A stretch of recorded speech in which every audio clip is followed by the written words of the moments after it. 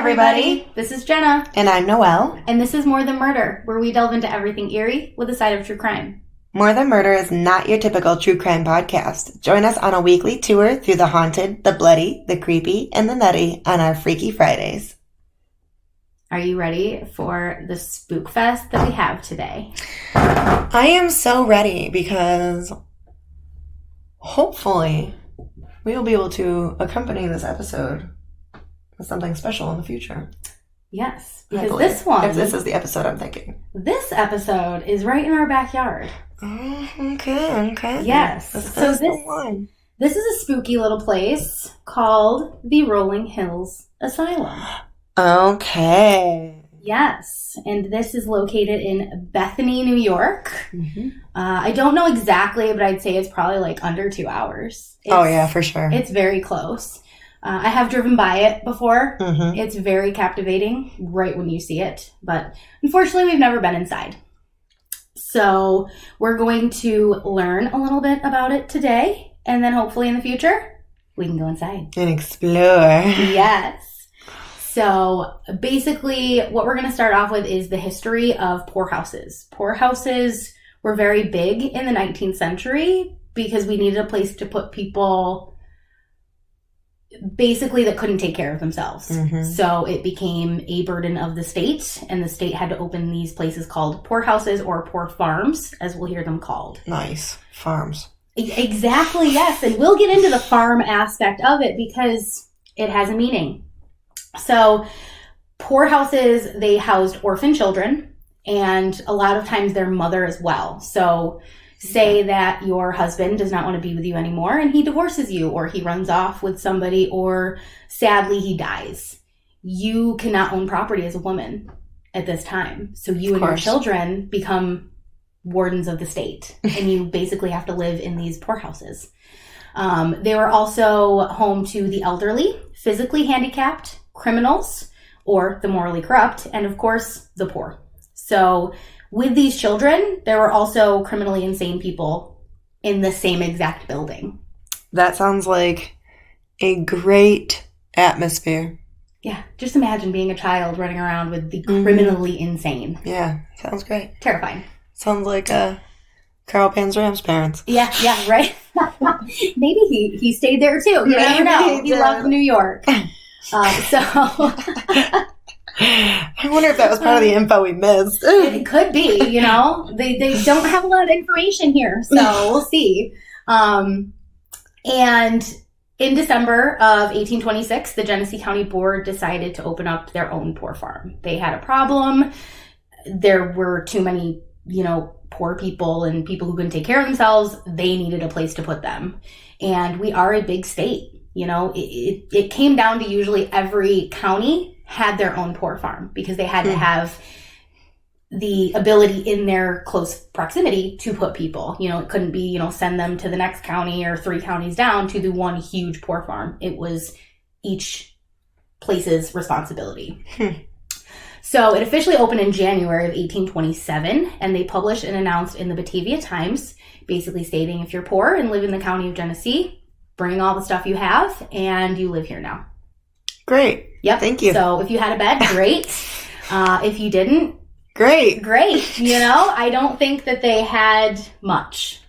Originally called the Genesee County Poor Farm. So this had many names throughout the years. So I'd say the newest name probably came about a few years ago. It wasn't really called, the Rolling Hills Asylum when it first opened. Okay. Drunks and lunatics were housed in the same area as poor families and the elderly. So it probably got pretty rowdy. And in 1828, they thought it would probably be a good idea to build another area to house the criminally insane. Okay, finally. Yes, finally. So it basically was for the safety of the other people that they got these people away. So they had their own area built. It wasn't until the 1880s, they decided folks with acute insanity should be moved elsewhere in the state. Okay. Hopefully, fingers crossed, to get actual care. Right. Because these places were not caring for the mentally ill. Well, yeah, and then you know that when they go to that mentally ill place, it's going to be crazy, probably because yes. it's in the 20s. Probably not any better. Lobotomies and, Yes. all that. And I've read, I don't have like full proof, but I read that lobotomies did happen when this was more of a mental institution because it will have many roles throughout the years, not just a poorhouse, and that's how it is called today, an asylum. Okay. So these wonderful facilities were built on acres. Rolling Hills specifically was on 20 acres, which made it completely self-sufficient. It provided the food and fuel needed to make basic care for everyone $1 a week. That is how much it cost. It costs for the mortgage? So basically the state takes care of the people. Each person, it has a cost. It costs the state to take care of these people $1 a week. Per person? Per person. Okay. Which is nothing. No. Because they were self-sufficient. They were so self-sufficient. Yes. Yeah. Yep. They did all of the work. That's awesome. Basically, it's really how it should be. Right? If you have the land, except for like in the wintertime, if you're in New York and they can't have a greenhouse, then yeah, I understand having to buy food. But yeah, I guess, in the winter with like the food situation, it probably got a little harder, but they probably were like canning and hopefully like, making it so that their food would last. Yeah. Rolling Hills was specifically, it was on 200 acres. So the residents were called inmates. Oh, wow. That's nice. Isn't that wonderful? That's so nice. Yep. So they were basically prisoners. Yeah. By the state. We have to take care of you. We don't really love you. So they were called inmates. Yeah, not occupants or anything like that. Or wards or anything that could sound a little bit better. All able-bodied folks were also put to work. Okay. So if you could, you had to work. Mm-hmm. They handled the upkeep of the property, took care of the livestock, such as pigs, horses, and chickens. And apparently, there was a wood shop located on site as well. Oh, wow. Yes. So one macabre that sounds like job, it's not very good. Yes. One macabre job that they did at the wood shop was make coffins. One macabre job. I'm sorry, I had to. Just one macabre job. It came in my head, and I said that is a perfect thing to say. The macabre job. It was. They made coffins. Yeah. Which were sold. Builds coffins. But most of these coffins were for used. Inmates. For when people died on site. Yes. Yes. So they were building their own coffins. Nice. That's great. Yeah. Dig your own holes. Basically. 6 foot deep. Yeah, basically. So that's super morbid. Yeah. And yeah, just imagine that. The grounds are said to actually be super haunted because when someone died and no one wanted to claim the body, they just kind of buried them on site. Mm-hmm. Unmarked graves. Yep. Yeah. They don't have any, they say that there's a huge cemetery, but there's no markings anywhere. There's no maps anywhere. There's no headstones. They say they're still there? Everybody's still buried there, they say? It's speculation that there's like over 17,000 bodies buried on the property. But there's no ledger or map, so no one can say for sure. Well, what the frick? Yeah. Isn't that intense? Yeah. Well, they say that like the whole entire property, the second you step on it, you just feel. You can feel the energy coming from it because it's just massive. And there's 17,000 bodies is huge. Well, a lot of the times, too, you know how, like, graveyard yard just looks? Mm-hmm. Like, it looks different than just regular yard. Like, you can tell that it has been, like, dug up and reburied. There's mounds in places. And, it's just strange. It's like, I don't know. Yep.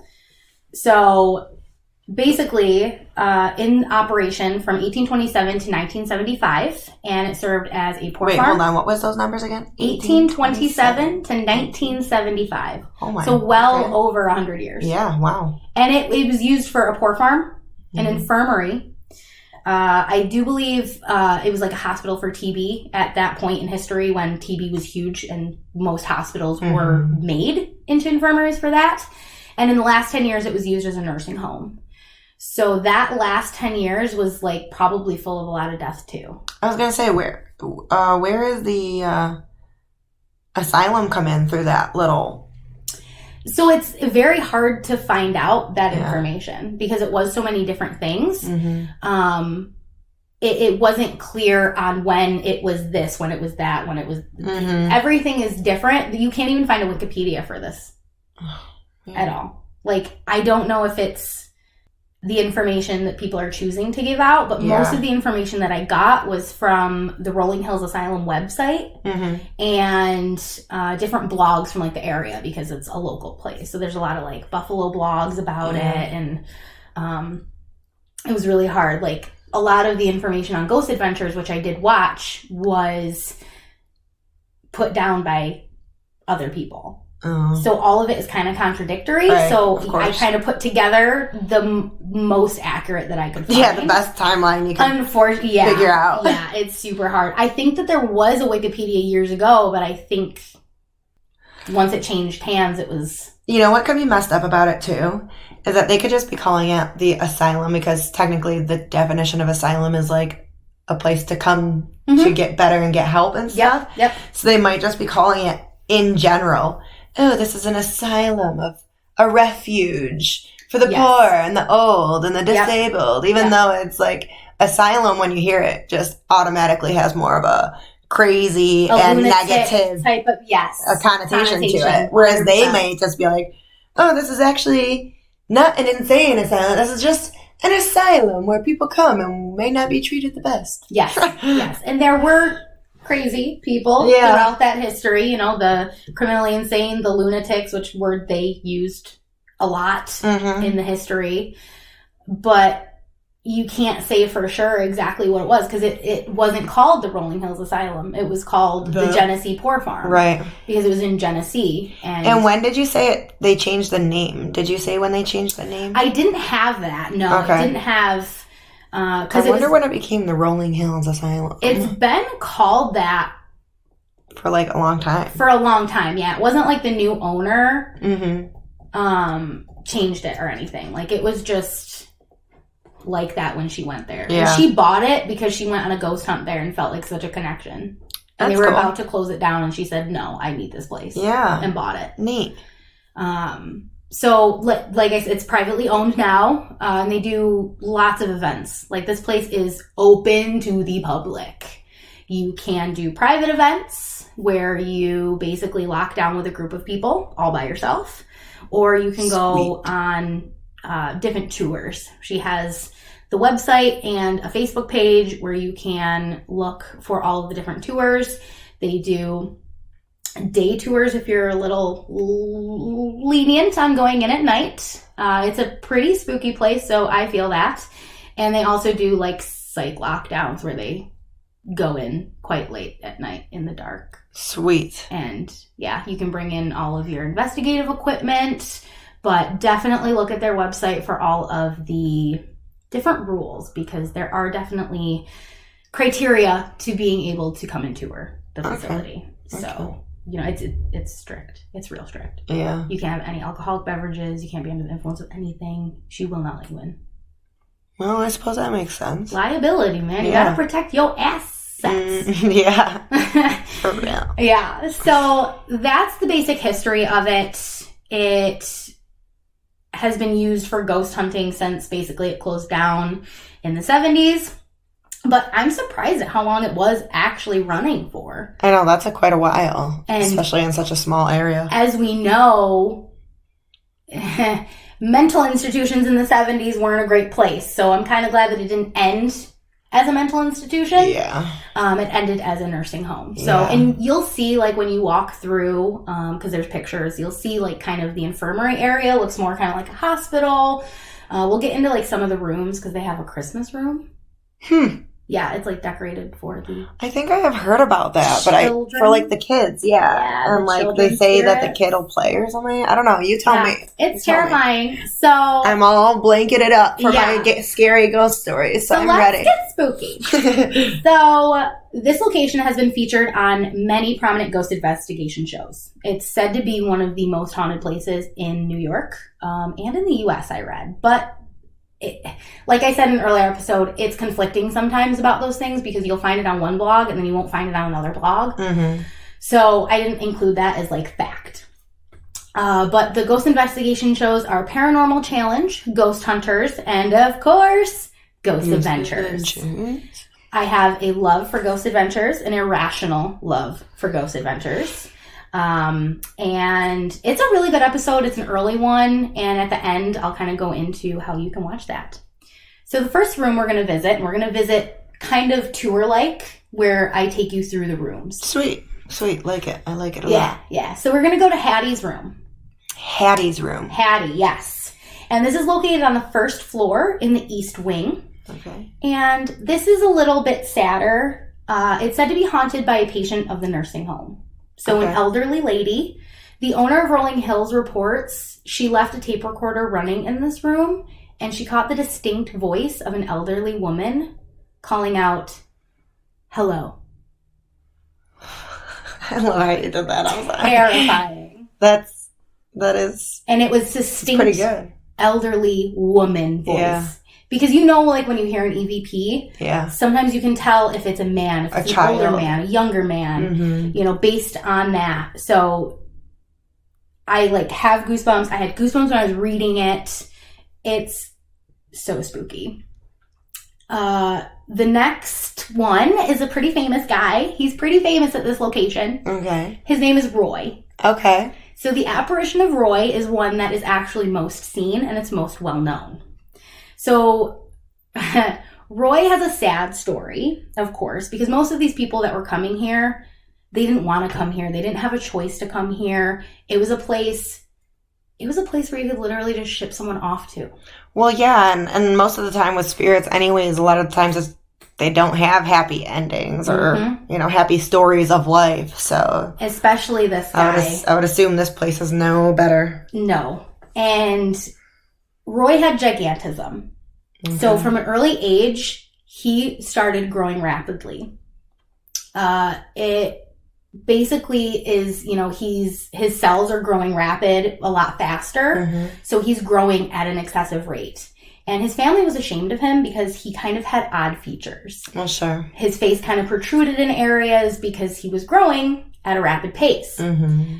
So his father sent him to live here at age 12. Aww, poor Roy. Poor Roy. And because his father was a prominent banker and apparently felt Roy was an embarrassment, I can speculate his father was a dick. Yeah, I can agree with that. Yeah. I concur. I'm ashamed of you. I'm going to send you to live here. Yeah. And he basically lived out his entire life, passing in 1842 at the asylum.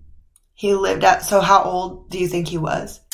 I didn't get an age, but I think I want to say he was in his 40s. Okay. Something about. I was going to say, because probably with gigantism, you in that time period, you probably would not live very long. Yeah, it's a bit shorter. He was 7 feet tall. Yeah. 7 feet. That is huge. And the reason that his spirit is so famous is because he's huge. They see this huge shadow figure at 7 feet tall, lurking. It said that he'll pop out into the hallways with his arm, or they'll just get a full spirit apparition on photograph. So if you Google this place and Roy, you will get these pictures. That's awesome. It's super cool. And he's really the most famous. You'll hear about him on any of the ghost hunting shows.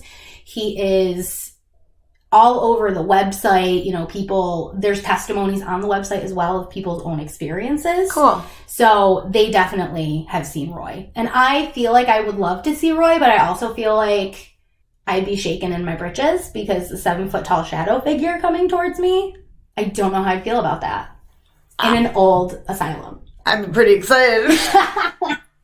I feel like I would just be the girl just screaming out. Well, it would just be like when we go to our fake haunted houses and I'm the one that goes first and then you're the one that goes behind me. Hey, I just started going to those 5 years ago? Yeah. Maybe 6. And it was you who brought me and it was terrifying. Terrifying. All right. Oh, I'll go first. Yeah. Good old Roy and I will become great friends. And he's a gentle giant. They say that he is known as a more benevolent spirit. He's not, you don't He's just feel chilling there to say hi. Yeah, you don't feel scared. You don't get scared vibes. it's Roy, man. He's just a cool dude and everybody loved him and everyone still does. So let's venture next to Nurse Emmy or Emma's room. I've heard it written both ways, so I'm not sure which way is right. So we're just going to call her Nurse Emmy. Okay. So on the actual Ghost Adventures episode, they go up to the 3rd floor, and that's where like the nurse's quarter was. So that's where her room is said to be. The Ghost Adventures show talks about a lot of like satanic rituals, which she was rumored to be involved in. And then they speculated that brought in a lot of negative energy. Okay. There are accounts saying that that's not true. So I'm not 100% sure how true that is, but the Ghost Adventures guys said that they did feel a huge presence there. Mm-hmm. And it is accounted that men get touched in that area. Okay. So if you're going up there as a dude, you're probably going to get touched by Nurse Emmy. Huh. And there might be some weird energy up there. And why? Do we know why she might want to, like, reach out? And has the lady at Rolling Hills ever said, like, why Emma might want to reach out and touch somebody? No, not really. I think she just likes men. A younger woman. Yeah, she's just a young woman who just wants to touch the men coming into her quarters. You know, think of, like, the times that it was, too, you know? Yeah. And sneaking around. If the energy is that dark, there is probably a huge chance that she could be involved in satanic rituals. Yeah. You know, you never know. Mm-hmm. And I've heard that in a couple segments, and then some articles say that it's not true and she was a very nice woman. I am not sure, but the fact that, you know, the uneasy feeling and being touched in there, there's definitely someone in that room. Well, in the time period that she must have, if she's a nurse, so she must have been around. I think she was probably like the TB type era. Yeah. That's the age that they kind of gave off. Mm-hmm. So, you know, you can't know unless you feel it yourself. So we will definitely go to Nurse Emmy's room. Yes, when we go to investigate. And we will tell you how we feel when we go into that room. Yes, we will show you. Mm-hmm. So, like I mentioned earlier, we are going to go to the Christmas room. Merry, Merry Christmas. Yes. This is the area said to have children's spirits. It's very sad. You know, there were definitely children throughout this history of this location. Sure. You know, yeah. The poor children that were there were probably mentally disabled children that their parents sent there as well. You know, they aren't as recorded, but there's definitely something there. Yeah. And it's just awful. But there's also said, a lot of the ghost shows that we watch say that those children's spirits could be demonic. So we don't know, you know, if these are really the children's spirit or if there is something darker. That's always speculated on ghost shows, but I don't have an opinion on that one way or the other. Yeah, I just know what I prefer. I prefer to think that these poor sweet children are just sweet children that want to come and play with the Christmas. But I could see how, you know, demonic could be like, it'd be smart to be like, this is a child coming at you to make you feel better about that spirit, I guess. But when the poorhouse was active, it was a place for orphans to be spent, which automatically had to account for some deaths. The toys in this room will move on their own. And EVPs have been caught of small voices. Huh? Yep. So there are events where they will read books to the children. It's set up in the Christmas aspect to make them feel comfortable. But also back in the 70s when it was running, they used to have a Santa come. And then all of, like, the grandkids of the nursing home people would sit on Santa's lap and do that whole thing. So it was used as that kind of room in the past, which ultimately was like, this is perfect for the children's spirit that they felt inhibit those areas. And it's probably a safe space for them. You know, like, imagine being a ghost child. It's terrifying. I was going to say, look at how we still feel about Christmas every time Christmas rolls around. I mean, you feel like a little kid again, except when you're a little kid, it's just 20 times better. And exactly. So, of course, they would want a Christmas room. That's like the best room ever. I agree. Besides a Halloween room. There's not all rainbows and sunshine in this room, however. Not all the spirits are children. Visitors have written on the website about angrier spirits, voices saying, kill them. And the second I heard that, peace out. How do they know that that's not a kid? It's the voice. It's a lower, deeper, like a male voice, like kill them. type of thing. So, I wonder why he's hanging out there with the kids. Maybe he's why the kids can't leave. And that's a thing that is speculated a lot with children ghosts. It's either they're trapped there by another spirit. There's another spirit that's like a domineering spirit that is controlling. I think on like Ghost Adventures episodes, we've heard, the women spirits. Remember, we hear like those scared women spirits and then a male spirit, and they are always like, well, maybe that's the reason she can't leave. Yeah. And that's just so sad. I know. Stop being mean, ghosts. I know. Jeez. Didn't you have a mean enough life? Mean men ghosts. Right? They'll never change. Patriarchy. I guess that. So the next area is the shadow hallway. Ooh, the shadow hallway. Can you guess why it's called that? I think because it's very bright with the brightest lights. Yeah. And sunshine. Yeah, so this is for the shadow figures that you'll see in this hallway. And it's pretty spooky. There are reports of humanoid shapes. Humanoid? Yes. Meaning not quite human, but sort of. But yeah, you can see a shape of like a head and an arm, and it could be like a humanoid shape. Like half. But there's also like black. Bear pig. Is that what you mean by humanoid? Like not completely human, or just parts of human that you see? Basically what the humanoid means is that it looks like a shape that could be a human. Okay. But it might human-esque. Yes, basically. You can kind of see like the outline, like you've seen on the pictures, like the outline of like the head. Yeah. That would be like a humanoid type of. But there's also like black masses that don't really take a shape, but they move. Yeah, just definitely like a shadow blob. Yes. And it is said to not sit down on the floor in this area. They tell you not to sit down on the floor in the area? Yeah, don't sit on the floor in this area. Okay. They crawl on the floor. Who? The black masses. Yeah. I'm going to sit down on the floor. Like towards you. That's terrifying. And I probably would too. But I'm getting up when I see one coming towards me. If we see one. What if they just sit on our lap and start purring, and then I'll say, hello. But I don't it's already dark in there too, so how are you seeing a darker shape? I know. That's unless you're like shining your flashlight and it comes in your flashlight. But I'm also part of the Bad Eye Club. We both are part of that club. I can't see anyway. I can't see shit in the dark, dude. No, I'm literally, I gotta start eating my carrots before we go investigating. I guess. Go shopping for that rabbit food. Gotta do something. The last room we're gonna visit is the morgue. The morgue. If you know any locations with a morgue, the morgue is always haunted. It's always haunted. And everyone's always locking themselves in those morgue drawers. Stop doing that. Oh, God. Yeah. Stop. Why do you people climb into... Please stop doing that. Those morgue cabinets. It's terrifying. That's awful. And they're always, really anxious about it. And then, they'll leave the person in there and walk away. It's just terrible. Don't you do Don't that. you guys learn anything from, Buffy or any of those other shows? Well, first off, morgue holds the dead bodies. You don't know. No, you don't. You don't. You just don't. Are you Dahmer? This area is a total creep factor. Right when you walk in, there's a huge embalming table. Smack dab right in the center. Well, that is essential for every Very morgue. Much so. Is there a drainage hole, too? Ugh. Well, gross, what else I'm is sure. essential in a morgue? Drainage holes. Refrigerators. Ew. So these refrigerators were large industrial-sized refrigerators. Yes, that is a train if you heard that. I don't know where it's coming from. These train tracks aren't live. Okay, we've got a ghosty train. So, I don't know. But if you hear it, choo-choo.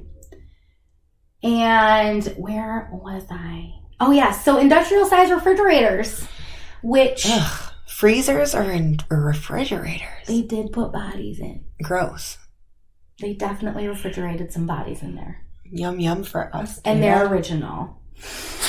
Yeah, let's say that. Yeah. So that's just got to add to the haunted factor. Yeah, and the absolutely. Factor. But the weirdest thing down there is a man's suit. Where did it come from? So I'm not sure. Some reports are saying it's Roy's suit. But I don't understand that. They just assume that it's Roy's suit. But is it a very, very large? I mean, you'd be able to tell if it was a suit for a 7-foot tall dude. I will pull up the suit that is in the morgue of the Rolling Hills Asylum. Because It's very strange, but it's also cool because they use it in a cool way. So let me see if I can find this. It might help if I could spell. Right here. And it does look big. That looks like a big suit. So there's the embalming table, and then from this light, there's just a suit. Okay? So what do you think they use this suit for? Well, for funerals. It's for a pendulum. They use it to communicate. Who does? A lot of people that go down there, say if we didn't have any equipment. But that shit is so uneven because of the way it's hanging. You cannot use it as a pendulum. It doesn't even sit center. They say they use it for a pendulum. Well, those people have no clue about pendulums then, because you have to use a balanced one. Yeah, but they're saying that like it'll just be still and then it'll kind of like shift on its own like wind, because there's no wind down here. Okay. So if you think about a suit just hanging there, it's just going to hang on a metal shitty hanger. But they're not. Well, it's gonna move, it's not that bad because it's got wood right here. Yeah. It's got like one of those thicker wooden, what is it called, hangers. Yeah. I don't know what this is, but yeah, there's just a suit. I can get behind everything else. I can't get behind using a suit as a pendulum. But they say, yes, that they use this for a pendulum, and basically they'll ask it yes and no questions, and if it like moves or shifts one way or the other, that's a communication.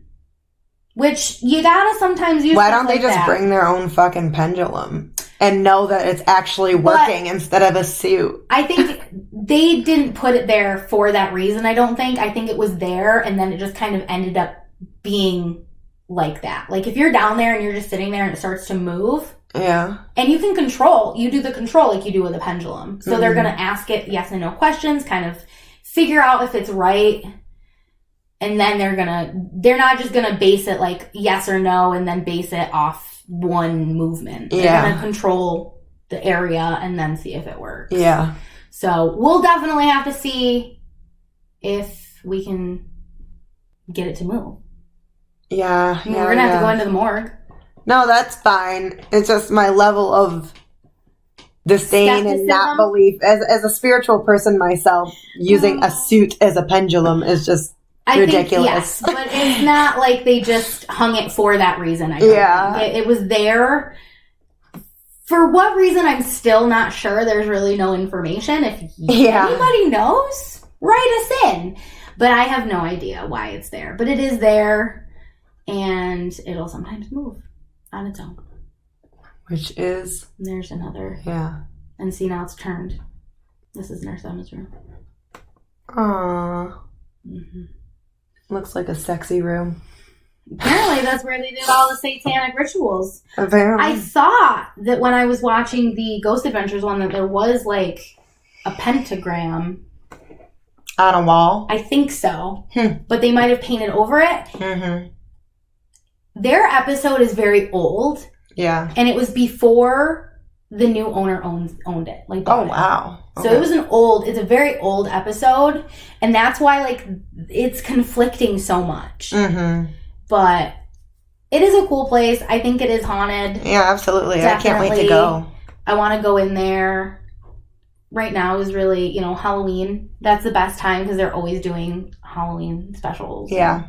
Absolutely. Like that, we'll go someday and we'll record the whole time so that we can give y'all a special episode. Yes, please. From our own little Bethany, New York here. Yes. Right around the corner. Not far at all. Not far. But now, the building that stands there now is not...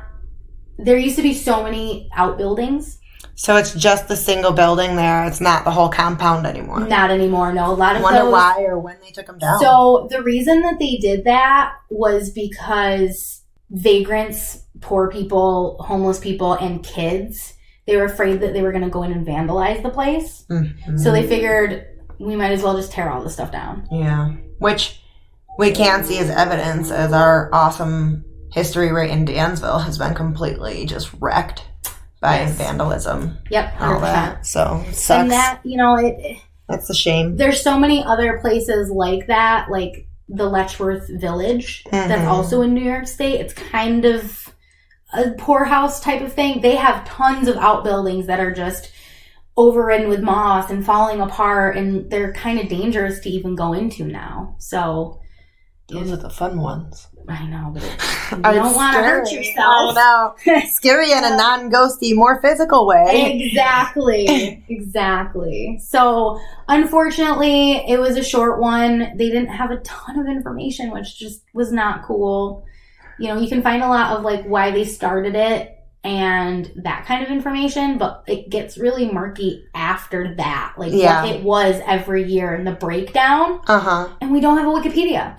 I know, that is really strange. Give me a Wikipedia, please. But I still know more today about Rolling Hills than I knew yesterday. Well, I'm glad. And you know all the hot spots. Yes, and our listeners can learn more there by themselves if you ever want to go to the Rolling Hills Asylum in Bethany, New York, yourself. And, you know, investigate. Have a ball. Definitely have a ball. And while you're walking through those halls, look out for the screaming lady. Screaming lady? Yeah, she just screams. Man. Like a banshee. Just screams. Yeah, just wait for her. I wonder who she used to be and why she screams. I know. They have no real proof on, like, who she is, but there is a loud, eminent scream that goes through the dark hallways.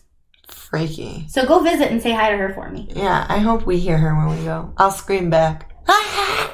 I will too, because I'm going to be running in horror. Yeah, you will be. Yes. You'll be legit screaming.